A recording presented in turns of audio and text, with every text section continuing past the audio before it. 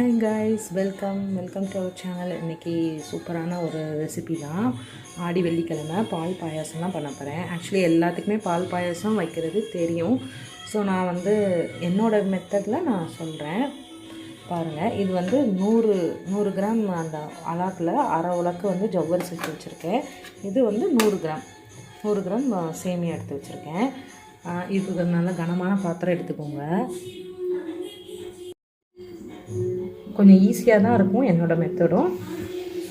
கொஞ்சம் 1 ஸ்பூன் நெய் விட்டுருக்கேன். நல்லா அடுப்பை சிம்மில் வச்சுக்கோங்க. சிம்மில் வச்சுட்டு கொஞ்சம் இந்த ஜவ்வரிசியை நல்லா லைட்டாக வறுத்துக்கோங்க.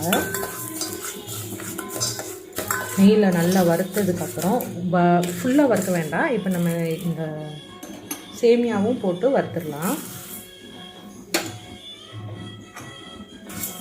சேமியாவும் நல்லா சிம்மில் வச்சு வறுத்துக்கோங்க, இல்லைன்னா கொஞ்சம் கருப்பாயிடும். சேமியா டக்குன்னு ஈஸியாக பிளாக் ஆக ஆரம்பிச்சிடும்.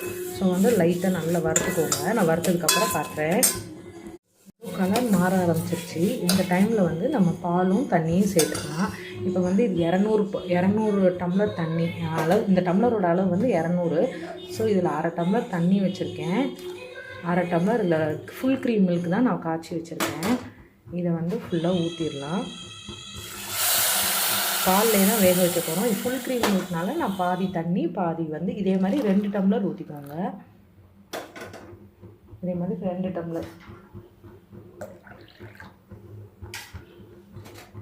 பசும்பால்னால் நீங்கள் அவ்வளோ 2 டம்ளர் தண்ணி கூட நீங்கள் 2 டம்ளர் பாலே நீங்கள் ஊற்றிக்கலாம்.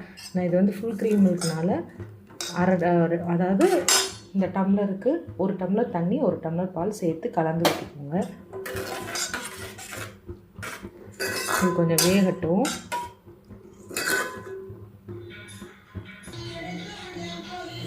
ஒரு 2 மினிட்ஸ் தான் ஆச்சு. நல்லாவே கொதிச்சிருச்சு. சேமியா நல்லா வெந்துருச்சு, வேக ஆரம்பிச்சிருச்சு. ஜவ்வரிசி நல்லா வெந்துருச்சு. இப்போ நல்லா வெந்துருச்சு. சேமியாவும் ஜவ்வரிசியும் நல்லா வெந்துருச்சு. இந்த டைமில் நான் கொஞ்சம் மில்க் மேட் எடுத்திருக்கேன். இதை நல்லா சேர்த்துருங்க. மில்க் மேட் சேர்த்துறதுனால கொஞ்சம் நல்லா க்ரீமியாகவே இருக்கும். அதனால் மில்க் மேட் சேர்த்துக்கிறேன். இப்போ நம்ம சுகர் போட்டுடலாம். மில்க் மேட் சேர்த்துறதுனால சுகர் பார்த்து கொஞ்சம் கம்மியாகவே போட்டுக்கலாம். நான் 100 கிராம் சேமியா போட்டிருக்கனால ஒரு 50 கிராம் நான் சுகர் போட்டுக்கிறேன். ஏன்னா மில்க் மேட் சேர்த்துருக்கேன். ஸோ 50 கிராம் மட்டும் நான் போட்டுக்கிறேன்.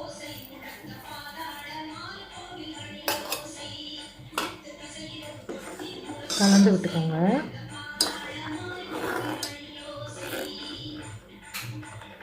கொஞ்சம் சிம்லே வச்சு வேக விடுங்க.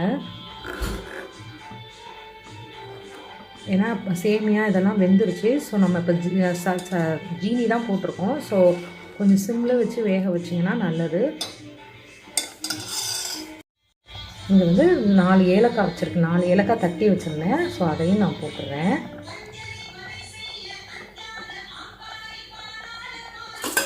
இப்போ நம்ம நெய் போட்டு தாளித்து ஊற்றிடலாம். நெய் போட்டு தாளித்து ஊற்றுறப்ப தான் நம்ம ரொம்ப கவனமாக ஊற்றணும். ஏன்னா நம்ம சுட சுட நெய்யும் நம்ம தாளித்து ஊற்றினோன்னா பால் திரிஞ்சிடும். ஸோ கொஞ்சம் அதை நெய் முந்திரி பருப்பில் தாளிச்சிட்டு கொஞ்சம் நெய் ஆறுனதுக்கப்புறம் இதில் சேர்த்துக்கலாம். நெய் முந்திரி பருப்பும் சேர்த்துருக்கேன். வேணும்னா நீங்கள் திராட்சை பழம் போட்டுக்கலாம். உலர்ந்த திராட்சை நான் போடலை. இன்றைக்கி இது மட்டும் தான் போட்டிருக்கேன். இது நல்லா ஆறுனதுக்கப்புறம் நம்ம அதில் ஊற்றிக்கலாம். இல்லைன்னா பால் பாயசம் கொஞ்சம் திரியாக ஆகிடும். ஆறிடுச்சு. நான் அதில் சேர்த்துக்கிறேன்.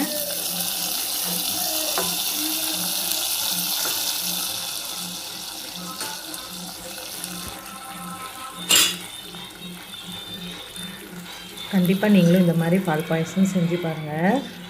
ரொம்ப நல்லாயிருக்கும். ஃபுல் பால்லே வேகிறது. இப்போ நீங்கள் பால் தேவைப்பட்டுச்சுன்னா கூட ஊற்றிக்கோங்க. அப்பப்போ கொஞ்சம் ஊற்றிக்கோங்க பால். சர்க்கரை அளவு போதும்.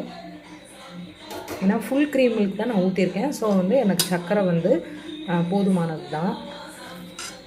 உங்களுக்கு தேவைப்பட்டுச்சுன்னா சர்க்கரையும் பாலும் நல்லா மிக்ஸ் பண்ணி போட்டுக்கோங்க.